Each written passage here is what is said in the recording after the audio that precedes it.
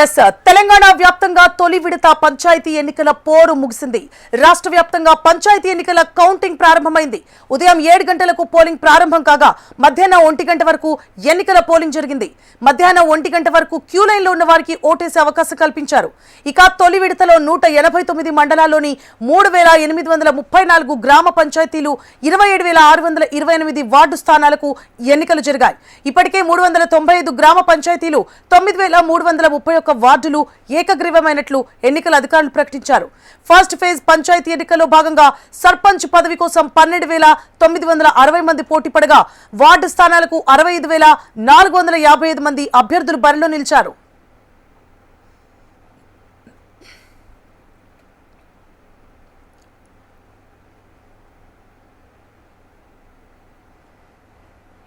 తెలంగాణ వ్యాప్తంగా తొలి విడత పంచాయతీ ఎన్నికల పోరు ముగిసింది. రాష్ట్ర వ్యాప్తంగా పంచాయతీ ఎన్నికల కౌంటింగ్ ప్రారంభమైంది. ఉదయం 7 గంటలకు పోలింగ్ ప్రారంభం కాగా మధ్యాహ్నం 1 గంట వరకు ఎన్నికల పోలింగ్ జరిగింది. మధ్యాహ్నం 1 గంట వరకు క్యూ లైన్ లో ఉన్న వారికి ఓటేసే అవకాశం కల్పించారు.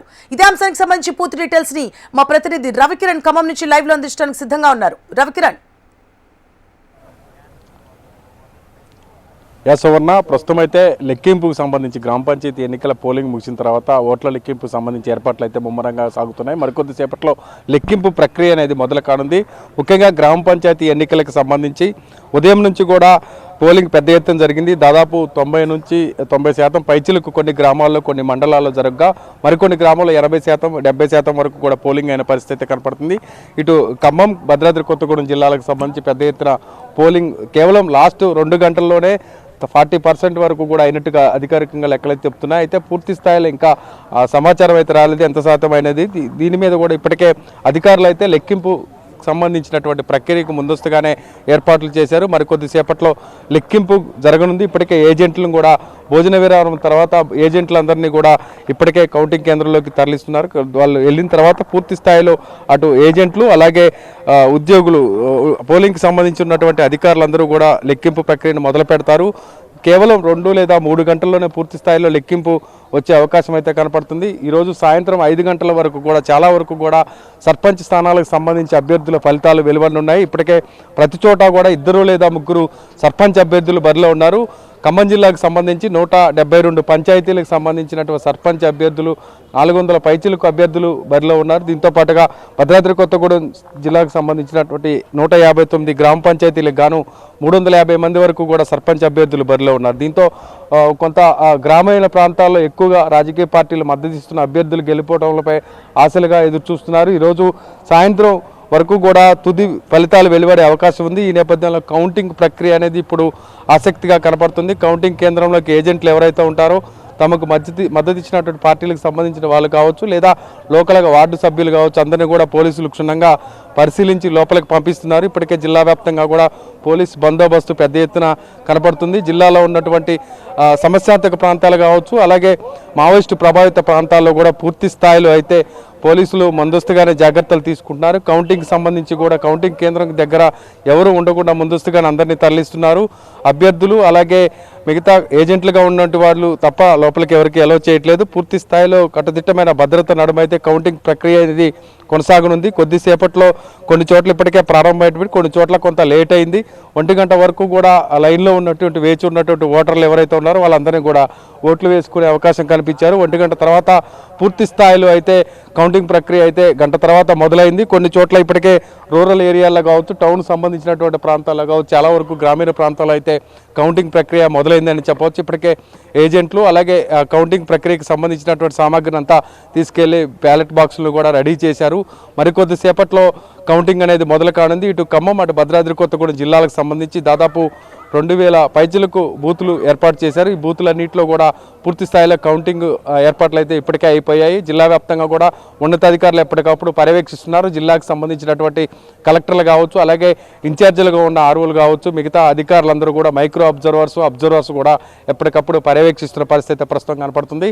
కొద్దిసేపట్లో మొదలై సాయంత్రం 4 గంటల వరకు కూడా కౌంటింగ్ అనేది పూర్తి స్థాయిలో అయ్యే అవకాశం అయితే కనపడుతుంది. కొంత లేట్ అయినటువంటి ప్రాంతాలు ఉన్నట్టయితే అవి 5 వరకు కూడా లెక్కించే ప్రక్రియ అయితే ఉండనుంది. దీని మీద పూర్తి స్థాయిలో అధికారులు ముందస్తుగానే అవగాహన అవగాహన కల్పించారు. పూర్తి నడుమ బందోబస్తు అనేది పూర్తి స్థాయిలో ఉండడంతో 166 సెక్షన్ అమల్లో ఉండడంతో కౌంటింగ్ కేంద్రం దగ్గరికి ఏ పార్టీకి సంబంధించిన నాయకులు కావచ్చు, ఏ అభ్యర్థికి సంబంధించిన వ్యక్తులు కావచ్చు ఎవరు రావద్దని ముందస్తుగానే చెప్తున్నారు. ఇప్పటికే అన్ని చోట్ల కూడా మద్యం దుకాణాలను మూసేయడం జరిగింది. అలాగే కొంత రౌడీ ప్రవర్తన ఉన్నటువంటి వారిని కూడా అదుపులో తీసుకొని పోలీసులు ముందస్తుగానే హెచ్చరికలు అయితే జారీ చేయడం అయితే ప్రస్తుతం కనపడుతుంది. సువర్ణ, రవికిరణ్, అయితే ఓట్ల శాతం చూసుకుంటే పురుషుల కంటే మహిళల ఓట్లే ఎక్కువ ఉన్నాయి. మరి ఆ మహిళల ఓట్ల శాతం పోలింగ్ శాతంపై ప్రభావం పడిందా?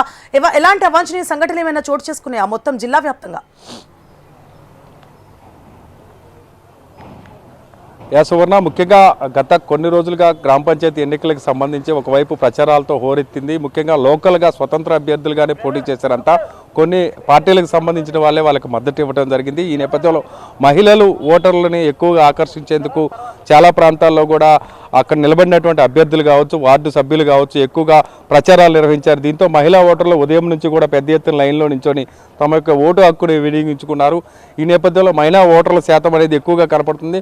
ఉదయం నుంచి కూడా మనం చూసినట్టయితే ఉదయం 7 గంటల నుంచి 10 గంటల వరకు కూడా మహిళలే ఎక్కువగా ఓటు హక్కును వినియోగించుకున్నారు. దాని తర్వాత పురుషులు మందకోడిగా వస్తూ ఉన్నారు. సాయంత్రం 1 గంట వరకు కూడా పూర్తి స్థాయిలో మహిళలు, పురుషులు కూడా ఎక్కువ సంఖ్యలో ఓటర్లు లైన్లో నించొని ఓటు హక్కును అయితే వినియోగించుకున్నారు. ప్రస్తుతం అయితే మహిళల ఓటింగ్ శాతం ఎక్కువగా కనపడుతుంది. జిల్లా వ్యాప్తంగా రూరల్ ఏరియాల్లో కూడా ఎక్కువగా మహిళా ఓటర్లు ఎక్కువగా ఉండడంతో ఆ ప్రాంతాల్లో కూడా ప్రభుత్వం మరోవైపు ఓటు హక్కు వినియోగించుకోవాలంటూ పెద్ద ఎత్తున అవగాహన కార్యక్రమాలు చేపట్టడం, దాని ద్వారా ఇటు పార్టీలకు సంబంధించిన మద్దతు ఇచ్చిన అభ్యర్థులను గెలిపించాలని పార్టీ నాయకులు ప్రచారం చేయడంతో మహిళా ఓటర్లు అయితే పెద్ద ఎత్తున పోలింగ్ బూత్లకు వచ్చారని చెప్పవచ్చు. ప్రస్తుతం అయితే పోలింగ్కి సంబంధించి ఓట్లు, మహిళల ఓట్లు ఎవరికి పడతాయనేది ఒక సస్పెన్స్ అయితే పూర్తి స్థాయిలో కనపడుతుంది. ఇటు అధికార పార్టీకి మద్దతు ఇచ్చిన అభ్యర్థులకు పడుతుందా, లేదా ప్రతిపక్ష పార్టీలు కావచ్చు, అటు కమ్యూనిస్టు పార్టీలకు సంబంధించిన అభ్యర్థులు కావచ్చు, వాళ్ళకి మద్దతు ఇచ్చినటువంటి అభ్యర్థులు ఏవైతే పార్టీలకు మద్దతు ఇచ్చిన అభ్యర్థులు ఎవరు ఉన్నారో వాళ్ళ గెలుపు అంచనాల మీద అయితే వారి విశ్లేషణలు అయితే వాళ్ళు చేసుకుంటున్నారు. గెలుపు మాదే అంటూ అన్ని పార్టీలు చెప్తున్నప్పటికీ కూడా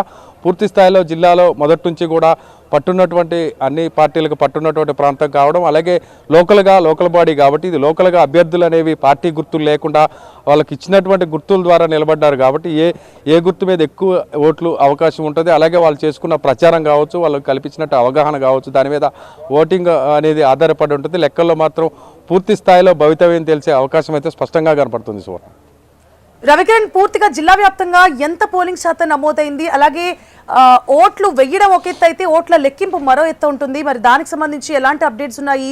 భద్రతా ఏర్పాట్లు ఎలా కొనసాగుతున్నాయి? సువర్ణ, ప్రస్తుతం పోలింగ్ శాతానికి సంబంధించి మనకి పోలింగ్ అయిపోయే నాటికి వరకు కూడా దాదాపు చాలా ప్రాంతాల్లో కొంత ఓటర్లందరూ కూడా లైన్లో నించుని ఉన్నారు. ఈ నేపథ్యంలో 1 గంట వరకు కూడా పూర్తి స్థాయిలో ఓటర్లందరూ ఓటు హక్కు వినియోగించుకునేందుకు అవకాశం ఇచ్చారు. ఈ నేపథ్యంలో పోలింగ్కి సంబంధించి దాదాపుగా 80 నుంచి 85% వరకు రూరల్ ఏరియాలో కాక కొన్ని విలేజ్లు దూరంగా ఉన్నటువంటి ఏజెన్సీ విలేజ్లు కావచ్చు, అలాగే ఈ 15 మండలాల్లో పరిధిలో ఉన్నటువంటి దూరంగా ఉన్నటువంటి గ్రామాల్లో కావచ్చు 90% కూడా అయినట్టుగా తెలుస్తుంది.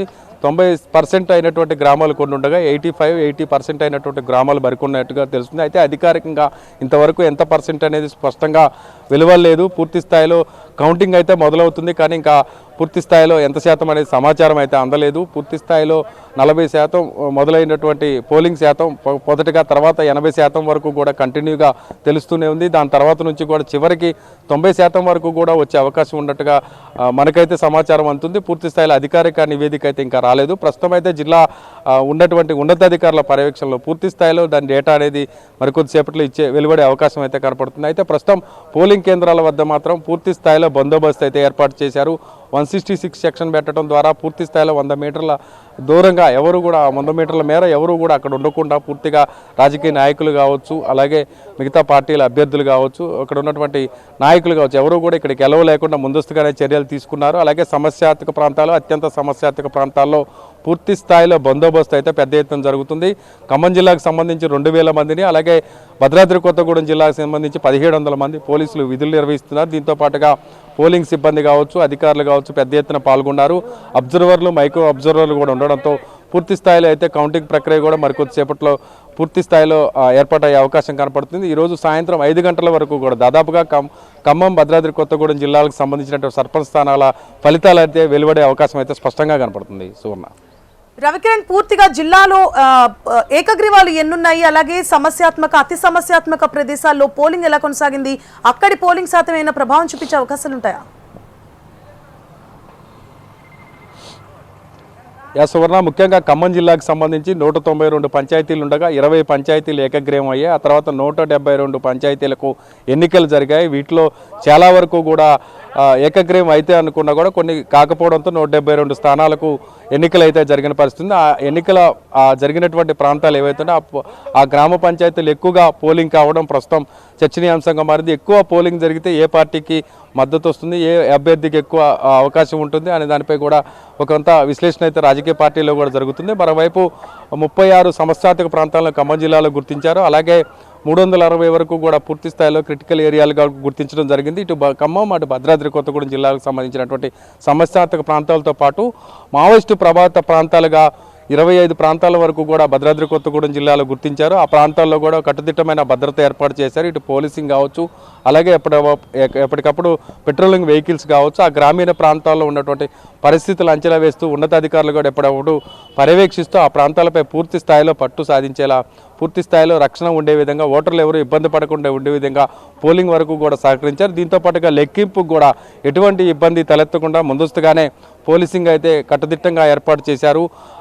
పోలింగ్ కేంద్రాలు కౌంటింగ్, ఇప్పుడు ఏదైతే పోలింగ్ జరిగిన కేంద్రం ఉన్నదో అక్కడే కౌంటింగ్ జరుగుతుంది కాబట్టి ఆ కౌంటింగ్ కేంద్రాల చుట్టూరు కూడా అన్ని వైపులా కూడా పోలీసింగ్ పెద్ద ఎత్తున పహారా నడుస్తుంది. ప్రతి గ్రామ పంచాయతీలో కూడా 2 లేదా 3 ఎస్ఐ స్థాయి అధికారులు, సిఐ స్థాయి అధికారులు ఇన్ఛార్జీలుగా ఏర్పాటు చేయడం జరిగింది. దాదాపు 2000 మంది పోలీస్ సిబ్బంది ఖమ్మం జిల్లాలో ప్రస్తుతం విధులు నిర్వహిస్తున్నారు. దీంతో పాటుగా భద్రాద్రి కొత్తగూడెం జిల్లాలో 1800 పైచిలకు పోలీసులు విధులు నిర్వహిస్తున్న సిచ్యువేషన్ అయితే కనపడుతుంది. వీరితో పాటుగా పూర్తి స్థాయిలో అధికారులందరూ కూడా అప్రమత్తంగా వ్యవహరిస్తున్నారు. ఎక్కడా కూడా ఎటువంటి అవాంఛనీయ సంఘటన జరగకుండా ముందస్తుగానే అభ్యర్థులకు, అలాగే వాళ్ళ సపోర్టర్స్కి కూడా అవగాహన కల్పించడం జరిగింది. ఎటువంటి గొడవలకు తావిచ్చినా కూడా చర్యలు తీసుకుంటామటో ముందస్తుగానే పోలీసులు హెచ్చరించిన నేపథ్యంలో పూర్తి స్థాయిలో అయితే కౌంటింగ్ కూడా మంచిగా జరుగుతుందని చెప్పవచ్చు. జిల్లా వ్యాప్తంగా ఉన్నటువంటి సమస్యాత్మక ప్రాంతాలపై పూర్తి స్థాయిలో అయితే దృష్టి పెట్టారు పోలీసులు. మరొక 2 గంటల్లో పూర్తి స్థాయిలో కౌంటింగ్ ప్రక్రియ కూడా పూర్తి స్థాయిలో అయ్యే అవకాశం అయితే కనపడుతుంది. చాలా విలేజ్ల్లో తక్కువ ఓట్లు ఉంటాయి కాబట్టి 1500 లేదా 2000 లేదా 3000 ఓట్లు ఉన్నటువంటి ప్రాంతాలు తప్ప మిగతా 200, 300, 500 ఉన్నటువంటి ఓట్లు ఉన్నటువంటి గ్రామ పంచాయతీలు ఏమున్నాయి వాటి ఫలితాలు త్వరగా వచ్చే అవకాశం అయితే స్పష్టంగా కనపడుతుంది. Suvarna. Right, thank you for the updates Ravikiran.